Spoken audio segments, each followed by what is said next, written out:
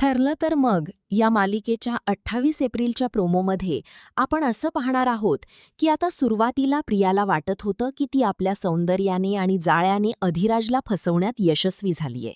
पण प्रत्यक्षात चित्र उलट होतं.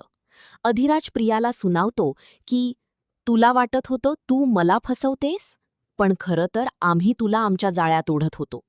हे ऐकताच प्रियाच्या पायाखालची जमीन सरकते. अधिराज तिथेच थांबत नाही, तर तो एका पेनड्राईव्हचा खुलासा करतो, ज्यामध्ये त्यांच्या प्रत्येक भेटीचं रेकॉर्डिंग असतं.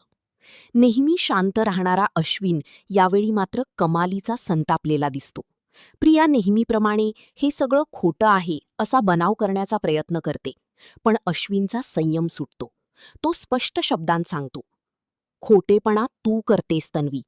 आजपासून हा तुझा नवरा तुझ्यासोबत नसेल. आपल्यातलं सगळं नातं संपलंय. अश्विनने घेतलेला हा कठोर निर्णय प्रियासाठी सर्वात मोठा धक्का असतो. अपमानास्पद वागणुकीमुळे अखेर प्रियाची रवानगी सुभेदारांच्या घराबाहेर केली जाते. ती उंबऱ्याच्या बाहेर हतबल उभी असताना अर्जुन आणि सायली तिला तिच्या कर्माची जाणीव करून देतात. अर्जुन म्हणतो, प्रिया, ही तर तुझ्या फक्त एका गुन्ह्याची शिक्षा आहे. अजून बरंच काही बाकी आहे.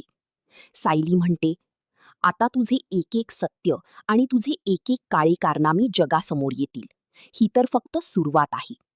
थोडक्यात सांगायचं तर आता प्रिया पूर्णपणे एकटी पडली असून सायली आणि अर्जुनचा विजय झाला आहे. येणारे भाग अधिक रंजक होणार हे नक्की. अशाच नवनवीन अपडेटसाठी पाहत रहा ठरलं तर मग.